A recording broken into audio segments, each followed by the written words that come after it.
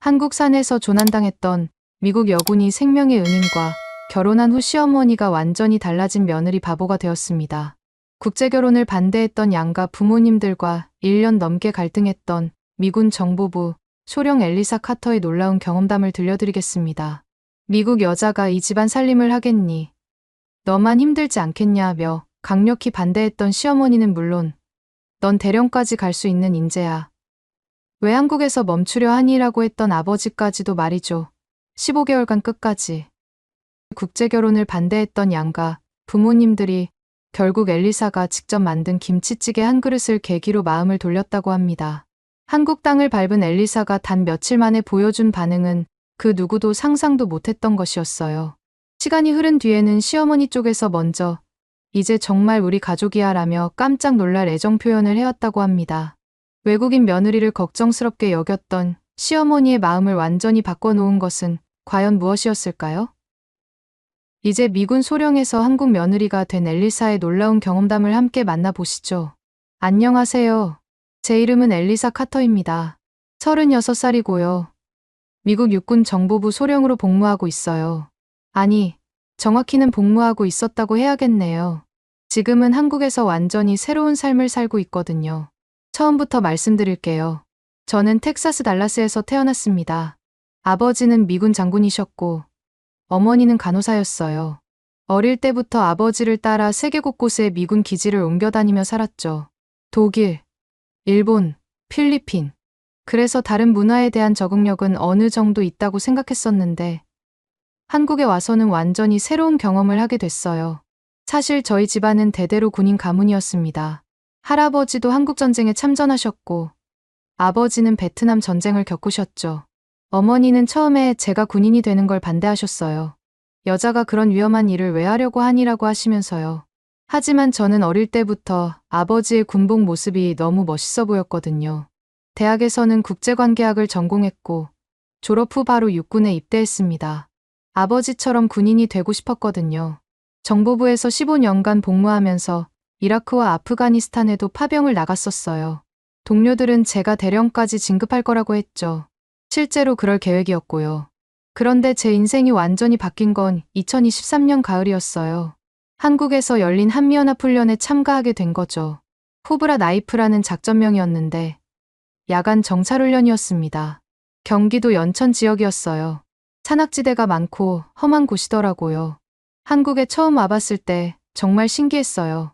아버지께서 한국전쟁 이야기를 많이 해주셨거든요.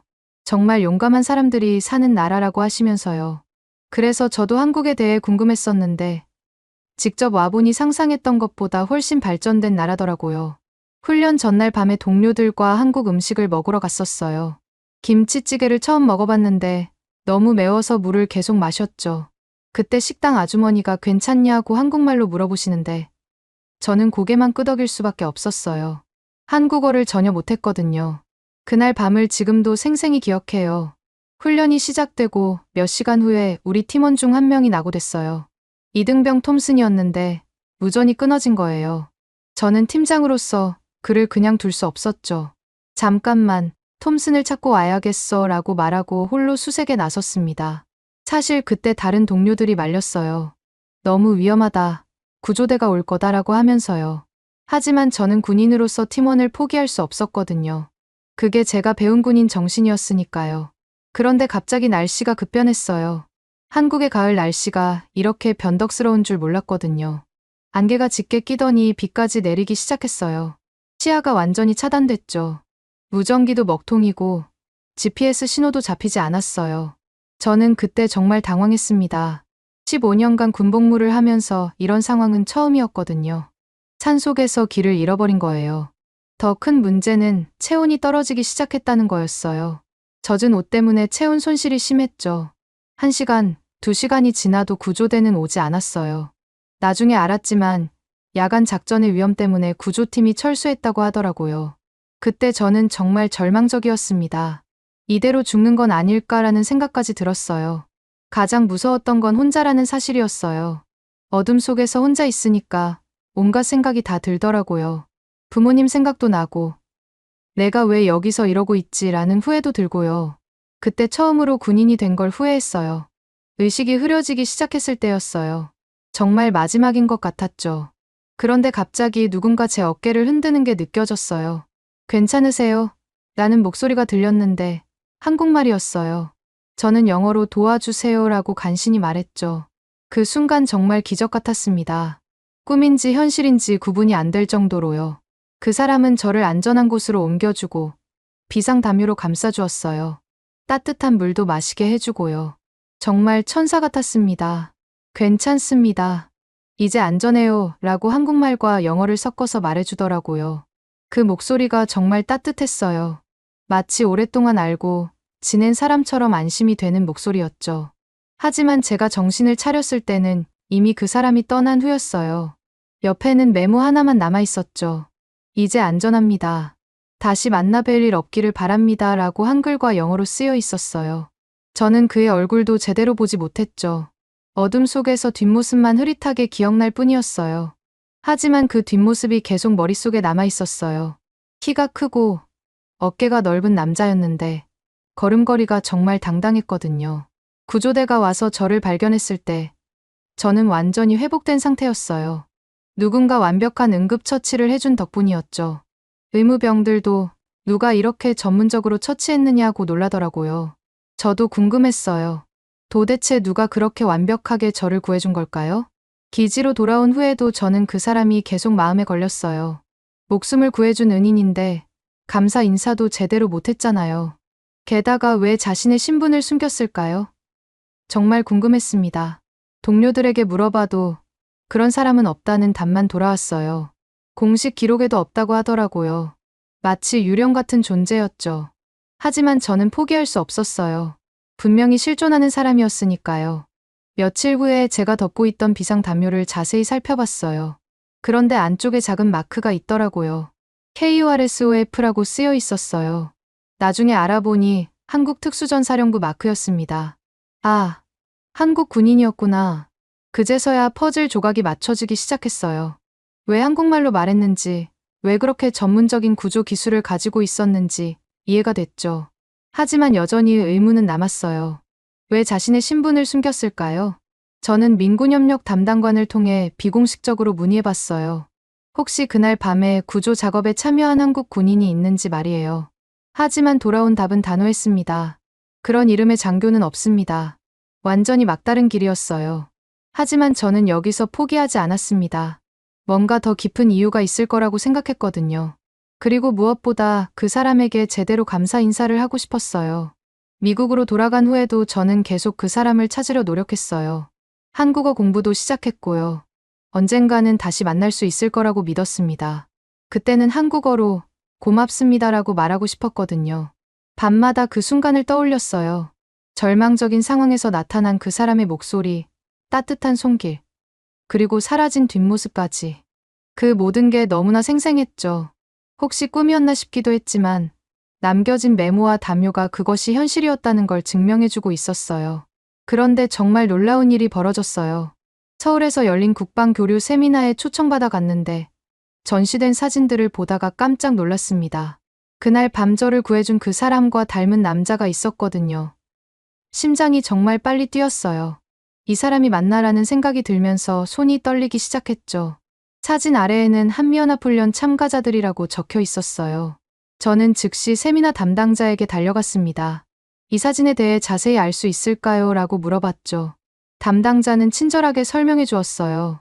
2023년 가을 훈련 당시 촬영된 것이라고 하더라고요. 그 순간 저는 확신했습니다. 바로 그 훈련이었거든요. 제가 구조받았던 그 훈련 말이에요. 하지만 공식적으로는 그런 구조 작전이 없었다고 했는데 분명히 그 사람이 있었다는 증거가 여기 있는 거잖아요. 저는 그 사진을 휴대폰으로 찍어서 동료들에게 보여주었어요. 혹시 이 사람 아세요?라고 물어봤는데 모두들 고개를 저었어요. 하지만 한 명이 말하더라고요. 특수전사령부 소속인 것 같은데 훈련 후에 전출됐다고 들었어요. 전출이라는 말을 들었을 때 제 마음이 복잡해졌어요. 혹시 저 때문에 문제가 생긴 건 아닐까 하는 생각이 들었거든요. 규정을 어기고 저를 구해준 거라면 그 대가로 전출을 당한 건 아닐까요? 죄책감이 밀려왔습니다. 그날 밤 호텔에서 잠을 이룰 수가 없었어요. 그 사람 얼굴을 제대로 보지도 못했는데 사진 속에 그 사람이 정말 맞는지 확신할 수 없었거든요. 하지만 직감적으로 알 수 있었어요. 바로 그 사람이었죠. 세미나가 끝나고 미국으로 돌아가기 전에 저는 한 가지 더 시도해봤어요. 한국 동료에게 개인적으로 부탁한 거죠. 정말 중요한 일인데 이 사람에 대해 알 수 있는 방법이 없을까요? 라고 말이에요. 그 동료는 고민하더니 조심스럽게 말했어요. 비공식적으로만 물어볼게요. 며칠 후 그 동료에게서 연락이 왔어요. 양구 쪽으로 전출됐다는 얘기가 있어요. 하지만 확실하지는 않아요. 양구라고 하니까 강원도더라고요. 그 순간 저는 결심했습니다. 직접 가봐야겠다고 말이에요. 미국으로 돌아가서도 저는 포기하지 않았어요. 상급자에게 휴가를 신청했습니다. 한국 문화 체험을 하고 싶다고 말씀드렸어요. 사실 거짓말이었죠. 진짜 목적은 그 사람을 찾는 거였거든요. 다행히 허가가 나왔어요. 그런데 문제가 있었어요. 저는 한국어를 거의 못했거든요. 기본적인 인사말 정도만 알고 있었죠. 그래서 한 달 동안 열심히 한국어 공부를 했어요. 한국어 앱도 다운받고 온라인 강의도 들었어요. 기억하십니까? 고맙습니다. 같은 문장들을 수없이 연습했죠. 한국에 도착해서 가장 먼저 한 일은 강원도로 가는 것이었어요. 특수전사령부가 있는 곳이라고 들었거든요. 양구라는 곳이었는데 서울에서 버스로 3시간 정도 걸렸어요. 창밖으로 보이는 산들이 정말 아름다웠지만 그날 밤에 무서웠던 기억도 함께 떠올랐어요. 숙소를 잡고 며칠 동안 부대 근처를 서성거렸어요. 하지만 민간인이 함부로 들어갈 수 있는 곳이 아니잖아요. 그냥 근처 카페에 앉아서 지나다니는 군인들을 지켜보기만 했죠. 혹시 그 사람이 나타나지 않을까 하는 막연한 기대를 가지면서요. 카페 사장님이 저를 신기하게 보시더라고요. 미국에서 왔어요 라고 말하니까 정말 놀라셨어요. 이런 시골까지 왜 왔냐고 물어보시는데 저는 한국 문화를 배우러 왔다고 둘러댔죠. 사장님은 친절하게 이것저것 설명해 주셨어요. 사흘째 되던 날이었어요. 부대 근처 정비소에서 누군가 차를 고치고 있었어요.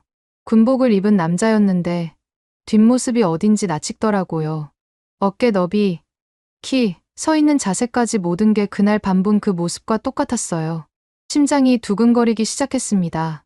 저는 천천히 다가갔어요. 혹시 다른 사람이면 어떡하지 하는 생각에 조심스러웠거든요. 그런데 그 사람이 고개를 돌렸을 때 저는 숨이 멎는 줄 알았어요. 바로 그 사람이었거든요. 사진에서 본 얼굴과 똑같았어요. 저는 용기를 내서 다가갔습니다. 기억하십니까? 라고 한국어로 말했어요. 그동안 열심히 연습한 문장이었거든요. 그 사람은 깜짝 놀라면서 저를 쳐다봤어요. 그리고 조용히 말했습니다. 잊을 수 없습니다. 그 한마디에 제 눈에서 눈물이 흘러내렸어요. 정말 그 사람이 맞았구나 하는 안도감과 드디어 만났다는 기쁨이 동시에 밀려왔거든요. 그 사람도 눈시울이 붉어지는 게 보였어요. 감정이 북받쳐 오르는 게 느껴졌습니다. 왜 숨으셨어요? 라고 물었을 때 그는 한참 동안 말이 없었어요. 그러다가 천천히 설명해주기 시작했습니다. 작전이 끝난 후에 공용 장비 회수라는 명분으로 허가를 받아서 저를 찾으러 갔다고 하더라고요. 사실 규정상으로는 문제가 될 수 있는 일이었어요. 하지만 그냥 둘 수가 없었거든요. 그는 정말 솔직하게 말해주었어요. 마지막 교신에서 목소리 패턴이 이상했어요. 뭔가 위험하다는 직감이 들었거든요. 그제서야 이해가 됐어요. 그 사람은 무전으로 제 목소리를 들었던 거였어요. 그리고 그 목소리에서 뭔가 이상함을 감지했던 거죠. 군인으로서의 직감이었던 것 같아요. 정말 대단한 사람이었어요. 제 목소리가 어떻게 이상했나요? 라고 물어봤을 때 그는 자세히 설명해 주었어요. 보통 때와 톤이 달랐어요. 약간 떨리는 느낌이었고 말끝이 흐려지는 것 같았어요. 그래서 뭔가 위험한 상황일 거라고 생각했죠. 저는 그때 상황을 떠올려 봤어요. 분명히 그때 저는 당황해 있었거든요. 팀원을 찾지 못해서 초조했고 날씨도 나빠지고 있었으니까요. 그런 미묘한 변화를 알아챌 수 있다니 정말 놀라웠어요. 그래서 전출을 당하신 거예요? 라고 물었을 때 그는 씁쓸하게 웃었어요. 그게 아니에요. 원래 예정된 전출이었어요. 다만 시기가 좀 앞당겨진 것뿐이죠. 하지만 저는 알 수 있었어요. 분명히 제 일 때문에 영향을 받았을 거라는 걸 말이에요. 그의 이름은 서하진이었어요. 35살이고 특수전사령부에서 12년째 복무하고 있다고 하더라고요. 강원도 춘천 출신이라서 이 지역 산악 지형을 정말 잘 안다고 했어요.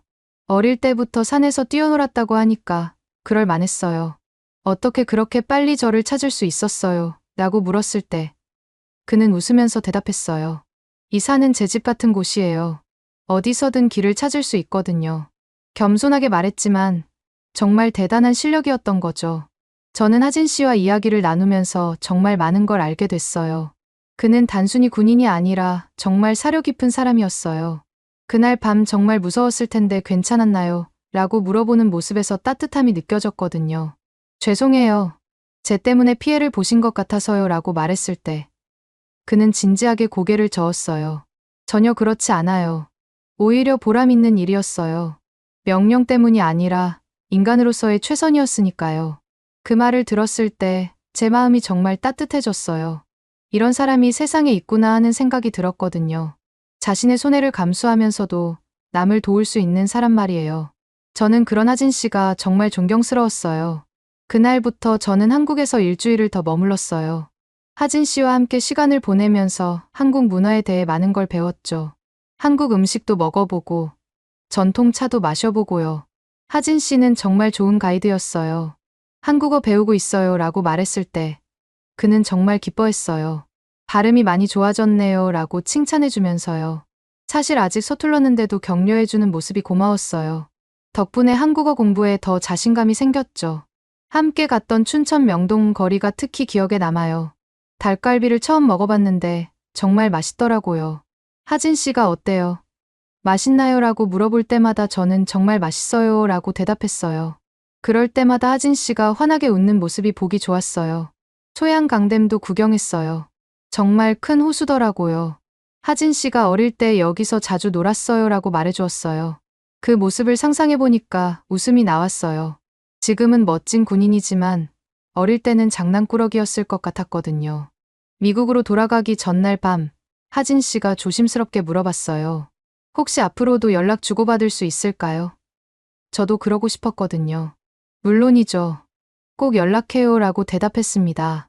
그때 하진 씨 얼굴에 안도의 표정이 스쳤어요.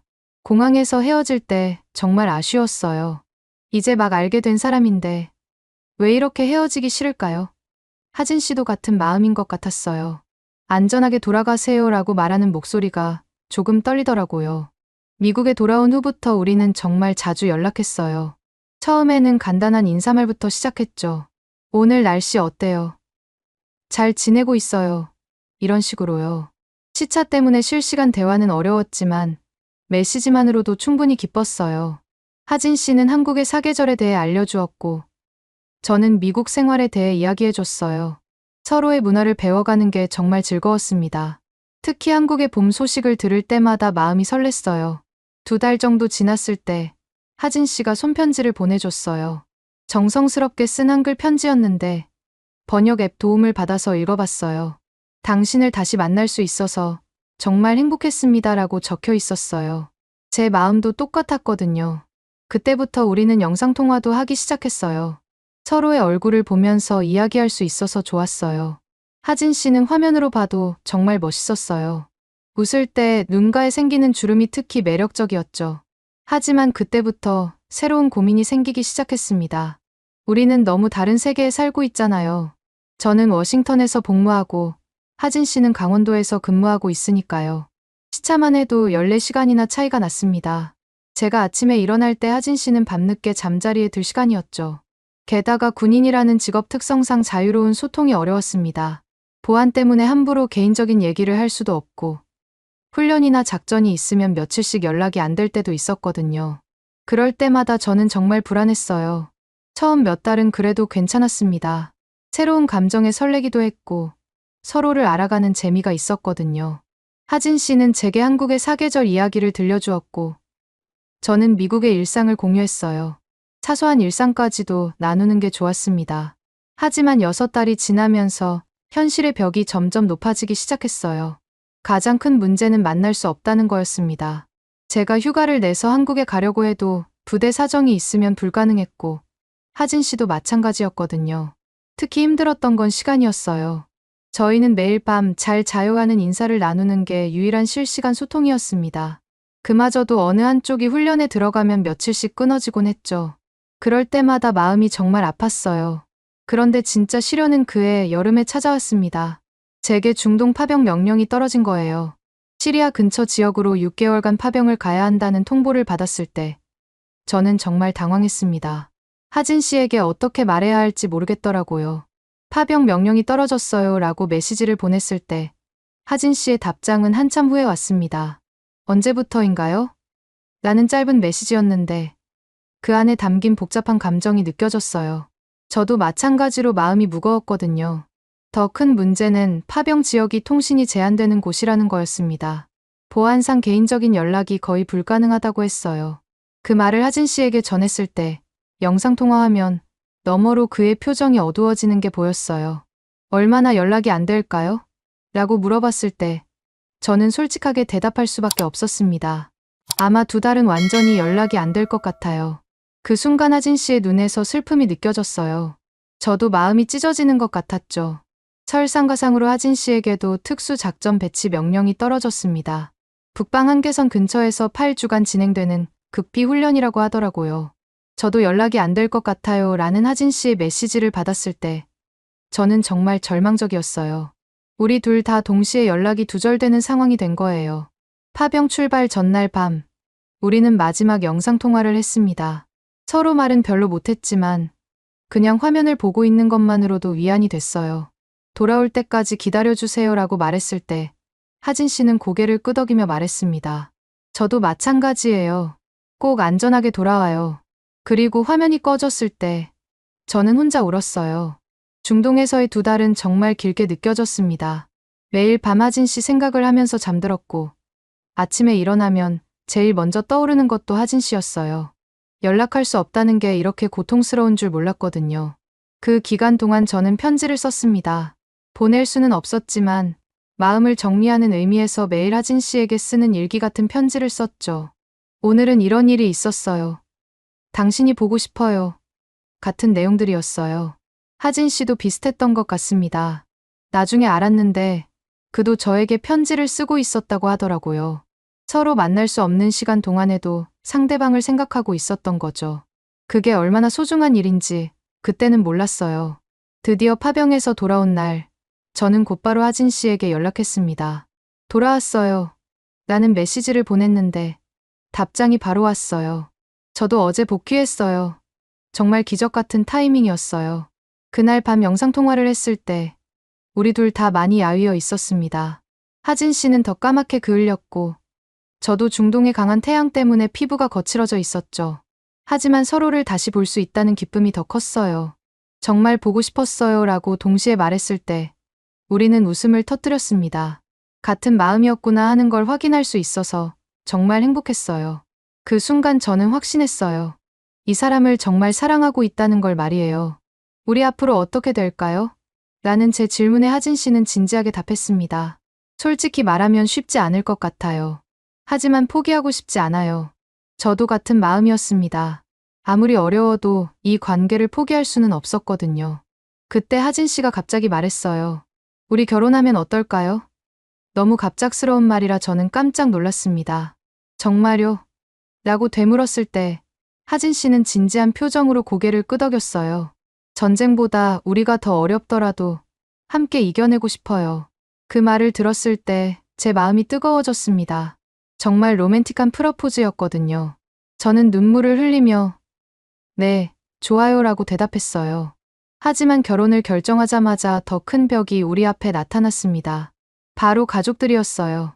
제가 부모님에게 한국 군인과 결혼하고 싶다고 말했을 때 아버지의 반응은 정말 차가웠어요. 넌 대령까지 갈 수 있는 인재야. 왜 한국에서 멈추려 하니? 아버지는 정말 화가 나신 것 같았습니다. 한국 사람과 결혼하면 내 경력에 도움이 안 될 거야. 그런 말씀을 들을 때마다 마음이 아팠어요. 어머니도 마찬가지였습니다. 문화가 너무 달라.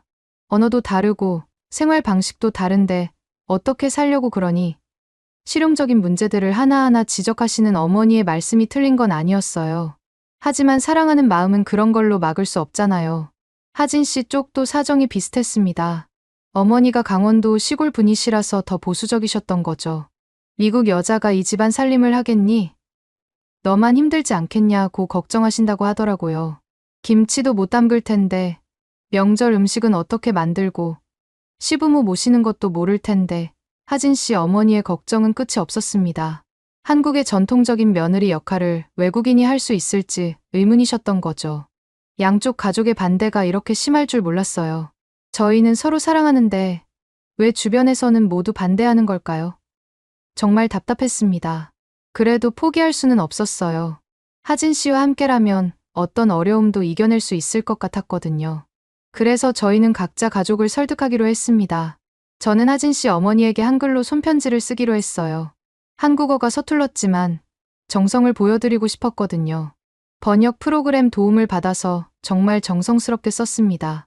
어머님께 저는 하진 씨를 정말 사랑합니다. 비록 미국 사람이지만 한국 문화를 배우고 싶고 좋은 며느리가 되고 싶어요. 김치 담그는 법도 배우고 한국 요리도 배우겠습니다. 이런 내용으로 진심을 담아서 편지를 썼어요. 하진 씨는 더 대담한 결정을 했습니다. 직접 미국으로 와서 제 아버지를 만나겠다고 한 거예요. 허가를 받아서 휴가를 내겠어요. 직접 찾아가서 인사드리고 싶습니다라고 말했을 때 저는 정말 놀랐어요. 그럴 필요 없어요. 우리 아버지 성격 정말 까다로우신데라고 말렸지만 하진 씨는 의지가 확고했습니다. 제대로 된 관계라면 이런 과정은 필요해요. 도망갈 수는 없죠. 그 말을 들었을 때 하진 씨가 정말 믿음직스럽게 느껴졌어요. 하진 씨가 미국에 오기 일주일 전부터 저는 정말 긴장됐습니다. 아버지와 하진 씨가 만나면 어떤 일이 벌어질까요? 아버지는 정말 엄격한 분이라서 하진 씨를 좋아하실지 확신할 수 없었거든요. 드디어 하진 씨가 워싱턴에 도착한 날, 저는 공항에 마중을 나갔어요. 오랜만에 보는 하진 씨는 정말 멋있었습니다. 정장을 입고 나온 모습이 진짜 신사 같았거든요. 긴장돼요라고 말하는 하진 씨를 보니까 오히려 제가 더 마음이 놓였어요. 그날 저녁 가족 저녁 식사 자리에서 아버지와 하진 씨가 처음 만났습니다. 두 사람 모두 군인이라서 그런지 서로를 평가하는 듯한 시선이 느껴졌어요. 분위기가 정말 팽팽했죠. 왜 우리 딸과 결혼하고 싶습니까? 라는 아버지의 직접적인 질문에 하진 씨는 당황하지 않고 차분히 대답했습니다. 엘리사를 진심으로 사랑하고 평생 지키고 싶습니다. 비록 국적은 다르지만 서로를 위하는 마음은 같아요. 그 순간 식탁의 공기가 조금 누그러지는 게 느껴졌습니다. 아버지도 하진 씨의 진정성을 느끼신 것 같았어요. 하지만 여전히 걱정스러운 표정이셨죠. 엘리사가 한국에서 살 수 있을까요? 라고 물어보셨습니다. 제가 최선을 다해서 도와드리겠습니다. 그리고 엘리사는 정말 강한 사람이에요. 적응 잘할 거라고 확신해요. 하진 씨의 대답을 들으면서 저도 용기가 났습니다. 정말 이 사람과 함께라면 어디서든 살 수 있을 것 같았거든요. 그렇게 어려운 시간들이 계속 이어졌지만 우리는 포기하지 않았습니다. 사랑한다는 것이 이렇게 힘든 일인 줄 몰랐지만 그래도 함께 이겨내고 싶었어요.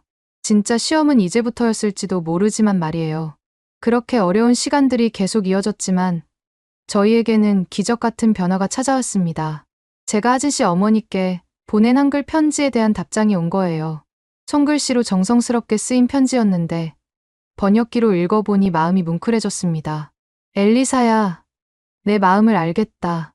서툰 한글이지만 정성이 느껴진다. 우리 하진이가 좋은 사람을 만났구나. 어머님의 편지를 읽으면서 눈물이 났어요. 처음으로 받아들여지는 느낌이었거든요. 하진 씨도 미국에서 좋은 성과를 거두고 있었습니다. 아버지와의 만남이 생각보다 잘 풀렸다고 연락이 왔어요. 처음에는 정말 긴장했는데 아버님이 제 군 경력을 자세히 물어보시더라고요. 그리고 천천히 마음을 열어주시는 것 같았어요. 아버지께서 하진 씨에게 하신 말씀이 정말 인상 깊었습니다. 군인으로서 내 실력은 인정한다.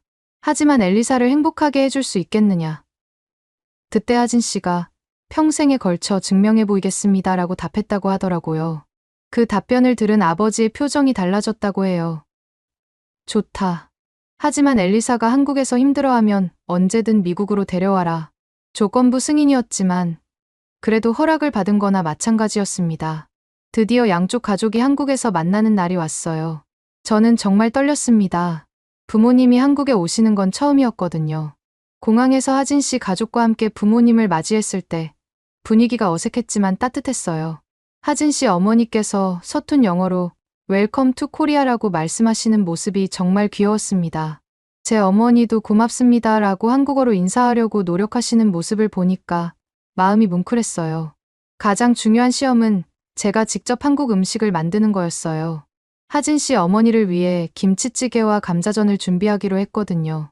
사실 몇 주 동안 한국 요리 학원에 다니면서 열심히 연습했습니다. 요리하는 날 아침, 정말 긴장됐어요. 하진 씨가 옆에서 괜찮을 거야. 마음만 있으면 돼라고 격려해줬지만 손이 떨렸습니다. 김치찌개 국물 맛을 볼 때마다 이게 맞나? 하는 생각이 들었거든요. 감자전을 부칠 때는 정말 조마조마했어요. 첫 번째 것은 너무 태워서 버렸고 두 번째부터는 조금씩 나아졌습니다. 하진 씨 어머니께서 부엌에 들어오셔서 제가 요리하는 모습을 지켜보실 때 저는 더욱 긴장했어요. 아이고, 고생하네. 어머님이 조용히 말씀하시더니 옆에서 도와주기 시작하셨습니다. 감자전 뒤집는 법을 직접 보여주시면서 이렇게 하면 더 예쁘게 나와라고 말씀해 주셨어요. 그 순간 정말 고마웠습니다. 저녁 식사 시간에 제가 만든 음식을 모두 함께 먹었어요. 하진 씨 어머니께서 김치찌개를 한 숟가락 드시더니 어머, 이거 정말 맛있네라고 말씀하셨습니다. 진심인지 예인지 모르겠지만 그 말씀을 들었을 때 너무 기뻤어요. 제 아버지도 감자전을 드시면서 이거 정말 맛있다. 엘리사가 이런 요리도 할 줄 아는 줄 몰랐는데 라고 놀라셨습니다. 평소에 요리에 관심 없던 제가 이렇게 열심히 배운 걸 보시고 진심을 느끼신 것 같았어요. 그 다음 날에는 하진 씨와 함께 동네 시장에 갔어요. 어머님이 시장 구경도 시켜드려야지라고 하시면서 직접 안내해 주셨습니다. 처음 보는 한국 전통시장이 정말 신기했어요. 온갖 냄새와 소리, 그리고 사람들의 활기가 넘쳐났거든요. 시장 상인들이 저를 보고 신기해하셨어요. 어머, 외국인이네. 어디서 왔어? 하진 씨 어머니께서 자랑스럽게 우리 며느리야. 미국에서 왔어라고 소개해 주셨을 때 제 마음이 정말 따뜻해졌습니다. 한 아주머니가 한국 남자랑 결혼하려고 고생할 텐데라고 농담으로 말씀하시니까 저는 서툰 한국어로 괜찮아요. 사랑해요라고 대답했어요. 그러자 주변 사람들이 모두 웃으면서 박수를 쳐주시더라고요. 가장 감동적인 순간은 하진 씨 어머니께서 제 부모님께 하신 말씀이었습니다. 이 아이가 우리 하진이를 정말 많이 사랑하는 게 보여요. 그리고 한국 문화를 배우려고 노력하는 모습이 기특해요. 눈시울이 붉어지시면서 말씀하시는 걸 보니까 저도 울컥했어요. 제 아버지도 하진 씨의 군 경력을 자세히 알아보신 후에 생각이 바뀌셨습니다. 명예 표창을 이렇게 많이 받았구나. 정말 성실한 군인이네. 하진 씨의 복무 기록을 보시면서 고개를 끄덕이셨어요. 계급은 포기해도 명예는 남길 수 있어. 아버지께서 하진 씨에게 하신 말씀이었습니다. 그리고 저에게는 내가 선택한 사람이니까 믿어볼게. 하지만 힘들면 언제든지 집으로 와라고 말씀하셨어요. 하진 씨 어머니께서도 마음을 완전히 여셨어요. 저런 착한 아가를 어디서 찾겠니? 우리 하진이가 복이 많구나. 그리고 제 손을 꼭 잡으시면서 이제 정말 우리 가족이야 라고 말씀해 주셨습니다. 드디어 결혼 허락이 떨어졌어요. 양쪽 가족 모두가 축복해주는 결혼이 될 수 있게 된 거죠. 그날 밤 하진 씨와 함께 산책하면서 정말 꿈 같아요 라고 말했을 때 하진 씨도 저도 믿기지 않습니다 라고 답했어요. 결혼 준비는 정말 복잡했습니다. 두 나라의 법적 절차를 모두 밟아야 했거든요. 하지만 가장 큰 걱정은 제가 한국에서 어떻게 살아갈 것인지였어요. 군대를 그만두고 한국에 정착하기로 결심했거든요. 하진 씨는 강원도 양구에 있는 군인가족 아파트를 구해줬습니다. 처음에는 여기서 적응해보자. 나중에 전역하면 다른 곳으로 이사갈 수도 있고 라고 말했어요. 저는 그 모든 계획이 설렸습니다. 결혼식은 한국식과 미국식을 섞어서 했어요. 한복도 입어보고 웨딩드레스도 입었습니다. 패백 의식을 할 때 하진 씨 부모님께 절을 올리는데 정말 떨렸어요. 잘 부탁드려요 라고 한국어로 인사드렸을 때 시어머니께서 눈물을 흘리셨습니다. 본격적인 한국 생활이 시작됐어요. 처음에는 정말 모든 게 낯설었습니다. 아파트 이웃들과 인사하는 것부터 쓰레기 분리수거까지 모든 게 배워야 할 일들이었거든요. 하지만 하진 씨가 하나하나 다 가르쳐줬어요. 가장 어려웠던 건 이웃들과의 관계였습니다. 군인가족 아파트라서 다들 서로 잘 아는 사이였는데 저만 외국인이었거든요. 처음에는 사람들이 저를 신기하게 보시더라고요. 미국에서 온 며느리라고 소문이 나 있었어요. 하지만 시간이 지나면서 점점 친해졌습니다. 특히 옆집 아주머니가 정말 친절하셨어요. 한국 생활 힘들지? 모르는 거 있으면 언제든 물어봐라고 말씀해 주셨거든요. 김장할 때도 불러서 가르쳐 주시고요. 김장하는 날은 정말 잊을 수 없어요. 아파트 단지에서 여러 가족이 모여서 함께 하는 거였는데 저도 참여하게 됐습니다. 배추 절이는 것부터 양념 만드는 것까지 모든 과정이 신기했어요. 엘리사 언니, 손이 정말 예뻐요. 김치 담그기 딱 좋겠어요. 젊은 아주머니가 농담으로 말씀하시는데 저는 정말 열심히 했습니다. 김치 양념이 손에 묻어서 매웠지만 다들 웃으면서 도와주시니까 즐거웠어요. 명절 때는 더 큰 시험이 기다리고 있었어요. 추석에 하진 씨 고향에 가서 차례를 지내야 했거든요. 제사 음식 만드는 것부터 절하는 순서까지 모든 게 복잡했습니다. 시어머니께서 미리 가르쳐 주셨지만 여전히 떨렸어요. 괜찮아. 마음만 있으면 돼. 하진 씨가 계속 격려해 줬지만 저는 실수할까봐 정말 조심스러웠습니다. 다행히 시댁 가족들이 모두 이해해 주시고 도와주셔서 무사히 지낼 수 있었어요. 가장 기억에 남는 건 시할아버지께서 하신 말씀이에요. 외국에서 와서 이렇게 우리 문화를 따라주니 고맙다. 진짜 우리 가족이 됐구나. 그 말씀을 들었을 때 정말 뿌듯했습니다. 하진 씨와 저는 문화 차이를 극복하기 위해 특별한 방법을 만들었어요. 영어와 한국어로 된 가정 문화 수첩을 만든 거예요. 한국의 전통이나 예절, 그리고 미국 문화에 대해서도 서로 기록해놓고 공유했습니다.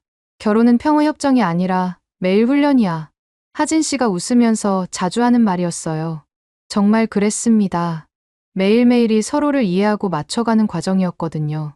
하지만 그 과정이 힘들기보다는 재미있었어요. 2년이 지난 후 하진 씨가 전역을 결정했습니다. 이제 새로운 일을 시작해보고 싶어요. 군인들의 심리치료 프로그램을 만들어 보려고 해요. 정말 의미 있는 일이라고 생각했어요.